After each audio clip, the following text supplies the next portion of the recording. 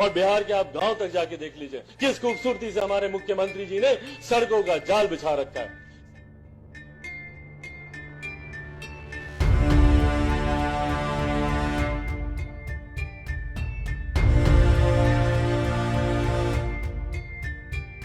साथ निश्चय के तौर पर किस तरीके से आज ये पानी देने की बात करते हैं, हमारे मुख्यमंत्री जी ने कब से इस लक्ष्य को उठा रखा है, हर घर नल का जल और स्वच्छ जल।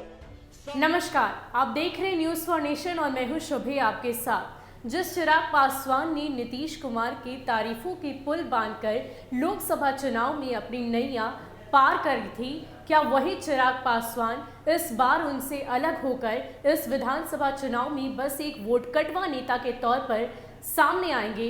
देखिए इस पूरी रिपोर्ट में। बिहार चुनाव में कई चीजें पहली बार हो रही है। कोरोना प्रोटोकॉल के तहत होने जा रहे बिहार विधानसभा के चुनाव में वोट कटवा नेताओं का झुंड तो सबसे ज्यादा एक्टिव नजर आ रहा है। वैसे तो हर चुनाव में वोट कटवा उम्मीदवारों की भरमार देखी जाती है। चुनाव जीतने की खास रणनीति के तहत कई बार राजनीतिक दल डमी कैंडिडेट खड़ा करते रहे हैं। अब चुनाव में वोट कटवा या तो उम्मीदवार या फिर छोटी पार्टियां हुआ करती है। बिहार में इस बार वोट कटवा नेताओं ने गठबंधन बना लिया है। बिहार में एनडीए से अलग होकर मुख्यमंत्री नीतीश कुमार के खिलाफ चुनाव मैदान में उतरे चिराग पासवान ने तो लगता है उसी काम के लिए नया फलक गढ़ लिया है। लोक जनशक्ति पार्टी का कहना है कि वो जेडीयू के खिलाफ चुनाव लड़ रही है और चुनाव नतीजे आने पर बीजेपी के नेतृत्व में सरकार बनाने की कोशिश करेगी। अब चिराग पासवान की दूरगामी सोच का आधार जो भी हो, मंजिल जो भी तय किए हों, लेकिन अभी तो ऐसा ही लगता है जैसे बिहार के वोट कटवा नेताओं की जमात में चिराग पासवान भी एक नए प्लेयर की तरह कूद पड़े हैं। बाकी सब तो अघोषित तौर पर एक्टिव हैं, लेकिन चिराग पासवान जो राजनीतिक दर्शन समझाने की कोशिश कर रहे हैं वो तो किसी भी तरीके से वोट कटवा से अलग नहीं लगता। ज़्यादातर अघोषित हैं, एक घोषित तौर पर वही बात अपनी भाषा में डंके की चोट पर कह रहा है। जेपी आंदोलन से लालू प्रसाद यादव और नीतीश कुमार के साथ ही राजनीति में कदम रखने वाले नीतीश कुमार को भले ही रामविलास पासवान को राजनीतिक का मौसम वैज्ञानिक माना जाता रहा हो और भले ही रामविलास पासवान यूपीए 2 की सरकार छोड़कर 1996 से केंद्र सरकार में मंत्री बने हुए हो, बगैर इस झमेले के कि सरकार किस पार्टी की है, लेकिन मन में एक टीस तो रही ही है बिहार के मुख्यमंत्री की कुर्सी पर ना बैठ पाने की। आखिर बेटा कर क्या रहा है?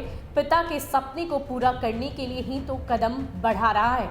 2005 में बिहार में साल भर के भीतर भी 2 बार चुनाव हुए थे। पहली बार 13वीं विधानसभा के लिए फरवरी में और दूसरी बार 14वीं विधानसभा के लिए अक्टूबर के महीने में। 2000 में हफ्ता भर मुख्यमंत्री रहने के बाद से ही नीतीश कुमार को हटना पड़ा और कुर्सी पर राबड़ी देवी जा बैठी। तभी से नीतीश कुमार अपने मिशन में लग गए। ये तभी का वाकया है जब रामविलास पासवान ने नई लोक जनशक्ति पार्टी बनाई थी। नीतीश कुमार चाहते थे कि रामविलास पासवान भी उनकी मुहिम में साथ दे, लेकिन ऐसा नहीं हुआ। उस चुनाव में रामविलास पासवान को बिहार के लोगों ने किंग मेकर की भूमिका दे डाली थी। चुनाव में लोक जनशक्ति पार्टी को 29 विधानसभा सीटें मिली थी। उसके बाद से एलजेपी को कभी भी वैसा जन समर्थन नहीं मिला। ये बात अलग है कि रामविलास पासवान को लोकसभा चुनाव में सफलता मिलती रही, लेकिन यहाँ तक कि उसी साल दोबारा चुनाव हुए तब भी एलजेपी को सिर्फ और सिर्फ 10 ही सीटें मिली थी। रामविलास पासवान चाहते तो नीतीश कुमार और बीजेपी के साथ मिलकर सरकार बना सकते थे, लेकिन पासवान राजी नहीं हुए। ऊपर से एक नई डिमांड रख दी मुस्लिम मुख्यमंत्री की। ना तो वो लालू परिवार के सपोर्ट में खड़े हुए, ना ही नीतीश कुमार का समर्थन किया। रामविलास पासवान को अपने दलित वोट बैंक पर तो भरोसा था ही, और वो मुस्लिम वोट बैंक को साध कर दलित मुस्लिम गठजोड़ की राजनीति करना चाहते थे। बीच के चुनाव में रामविलास पासवान ने लालू प्रसाद यादव के साथ हाथ मिलाकर भी ये प्रयोग किया, लेकिन हर बार फेल हुए।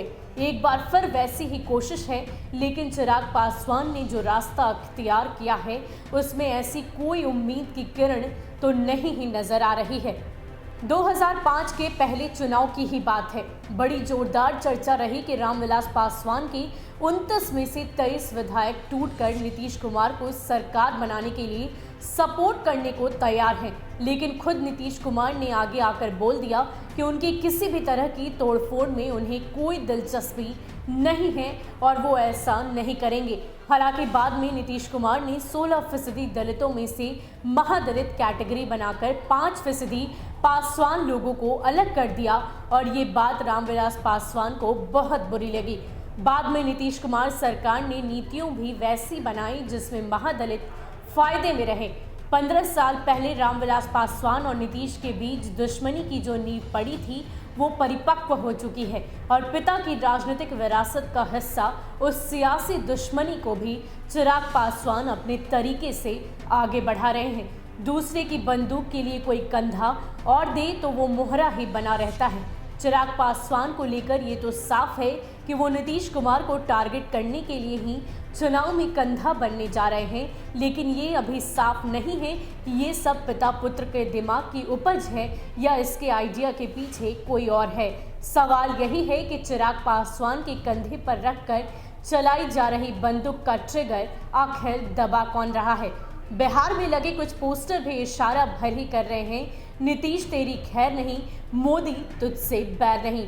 बात पते की है कि जेडीयू नेता भी खुलकर रिएक्ट भले ही ना करें, लेकिन वस्तु स्थिति को महसूस तो जरूर ही कर रहे हैं और शायद अंदर ही अंदर नई रणनीति पर काम भी चल रहा है। यही बोलते हैं ना हर भाषण में कि सबसे पहले राष्ट्र हित, उसके बाद पार्टी का हित और आखिर में व्यक्तिगत हित। तो ये हम में से कोई भी लोजपा का सदस्य, कोई भी व्यक्तिगत हित की चिंता नहीं। इस बार जो भी निर्णय पार्टी के हित वाला, पार्टी हमारी माँ है, उसको आगे बढ़ाना है।